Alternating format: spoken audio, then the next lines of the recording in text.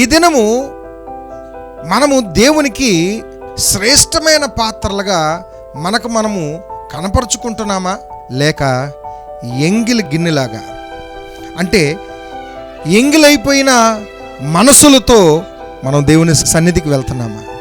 ఆదివారం వచ్చేసరికి మనకి ఎక్కడ లేని బద్ధకం వస్తుందండి. రెండవది ఏంటంటే, ఈరోజు మనం ఏం వండుకొని తినాలా? ఆదివారం తెల్లవారుజామునే ఆ చికెన్ షాప్ దగ్గర, మటన్ షాప్ దగ్గర, చేపల బజార్ దగ్గర, లేకపోతే కాయగూరల మార్కెట్ దగ్గర గంటల తరబడి నిలబడి, ఏమండి ఆ మాంసం కొట్టు దగ్గరే నిలబడి వాడు ఎలా కొడుతున్నాడో కూడా క్షుణ్ణంగా చూసి, ఏమండి జాగ్రత్తగా తెచ్చుకొని వండుకొని అప్పుడు మందిరానికి వెళ్తున్నాం. అలాగనే తెల్లవారుజామునే న్యూస్ పేపర్లండి. ఆదివారం మార్నింగే లోకవార్తలు వినకపోతే వారి మనసుకు నెమ్మది రాదు. మరొక విషయం, ఉద్యోగాలు, వ్యాపారాలు, పనిపాట్లు, ఆ రోజే కూలి పనులు, ఆ రోజే మేస్త్రి పనులు, ఆ రోజే మెకానిక్ పనులు.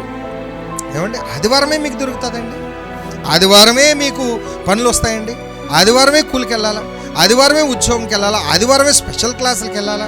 ఏమండి నేనేమంటానంటే, ప్రభువుకు శ్రేష్టమైన పాత్రగా మనం కనపరుచుకోలేమా?